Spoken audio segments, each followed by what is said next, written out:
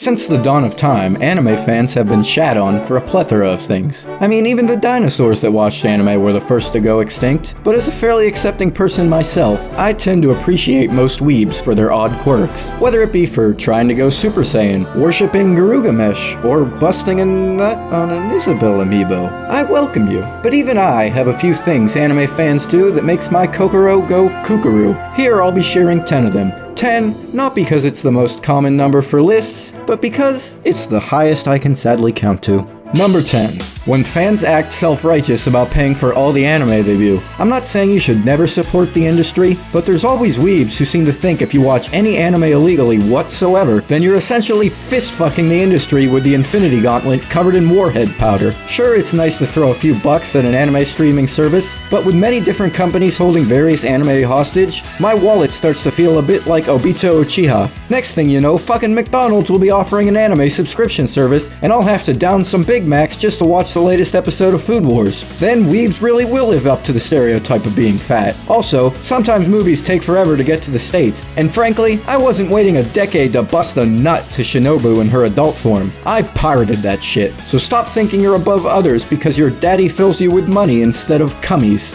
Number 9. When people think that because an anime adaptation did anything remotely different than its manga, then it makes whatever it did a negative. Some of you are so extreme that you'd start World War III over Twitter just cause the color of your waifu's panties changed. Yes, some great mangas essentially devolve into a Magikarp when they get adapted, but there are plenty of times where I think an anime needs to be judged as a completely separate entity. I don't care that Attack on Titan Season 3 altered the order of a few events. As an anime-only viewer, to me, it felt better to begin with a hype starter in the premiere of a season. It recaptured my attention through Levi flying through the alleyways like a cornered cat, instead of starting off slow after a year break. Number 8. Appreciating anime cow tits. Now here's one that if my dick could screech like a velociraptor at people who did this, then they would surely go deaf. Sometimes I wonder why Japan makes it so rare to find great hentai. You either have to wank it to someone who looks 10, or someone who looks old enough, except their tits look like they were an unfortunate victim in the B-movie. We can almost never get in the middle. And then I remember there are sick fucks out there that enjoy breasts that look like they have elephantiasis. You disgust me.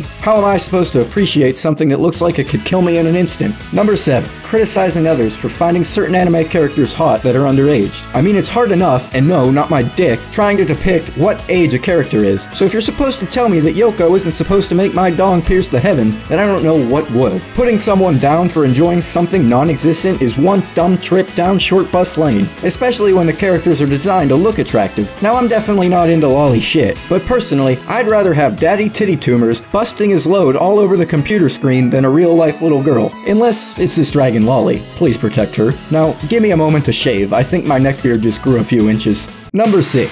Speaking of neckbeards, when those types of people use certain anime icons or worship certain anime despite most of those shows having a message that contradicts their beliefs. Yeah, my name is Billy Bob Joe and fuck women, but man do I love me some Utena. I'd say a lot of anime tend to hold some progressive undertones, so it's always funny to me when I see those types of people supporting shows that doesn't reflect them accurately. It's like being a butcher that works for PETA, or a Catholic priest that thinks it's okay to touch little boys. Wait. Number 5. Overclaiming characters of an anime are Mary Sues when they're clearly not, to argue why an anime is poor. Now it's true that blatant Mary Sues exist, like this asshole from Naruto, but I'll see people claim characters are Mary Sues when it's obvious that those characters have blatant faults and character development. It's like if a character is even remotely competent, then they're a Mary Sue to some people because they've been brainwashed to think everyone else is too much of a pussy to get in the robot. I once saw someone call Ash from Pokemon a Mary Sue. That boy's so dumb he could barely tell the difference between a female and a male Jinx, the latter not even existing. Number 4. Now these people aren't technically anime fans, but are still semi-part of our weeb world. Also, fuck you, I make the rules around here. The people who have zero interest in anything anime related, but go to cons only for the raves and or to get wasted and laid. They're typically huge fuckboys that are just obnoxious to run into. Sometimes look like a Katamari ball that rolled through a hot topic. And if the convention got in trouble for something at its venue, well, it was probably because of these turdlings. Okay, a few of them might enjoy anime, but then we just call them fuckaboos. Number 3. me, trying to argue with others that anime spoilers don't matter. As someone who really hates spoilers, this extra pisses me off. Much of my anime enjoyment comes from wondering what's going to happen next, and I thrive off of adrenaline rushes over whether my favorite characters are going to survive, the answers to the show's mysteries, and hell, maybe even what color panties a character wears. Having that get stripped away from me affects my enjoyment of a show. You can only experience an anime for the first time once, obviously, so when someone spoils something, I feel devastated. Unless, of course, I successfully give myself amnesia by beating the shit out of myself, which in fact sometimes I consider over some of the shit I've had spoiled. Those people will try to argue things like, it doesn't really matter, it's about the journey, or spoilers just gets you more hyped for what's to come. No, fuck you. The journey involved me being in the complete unknown of whether my favorite character in Kaijo would win the Great Booty Battle tournament or not. Sadly, those dreams were shattered. Shattered like her anus. Number 2. Referring to non-hentai series as hentais unironically. Now this problem has died down in recent years due to anime becoming more mainstream, causing more people to have an understanding of it. But I still get via Naruto flashbacks about people calling any show with nudity or ekai themes as a hentai. Examples include Elfen Lied, To Love Ru, Witchblade, Shrek, and many more. Now think if it were live action. Would you call Schindler's List a pornography just because it features naked burning bodies? Hell no you wouldn't. Unless of course you're, well, a necrophiliac. And now, for the number one thing that filthy weebs do that make me want to slaughter my entire clan. Drum roll, please.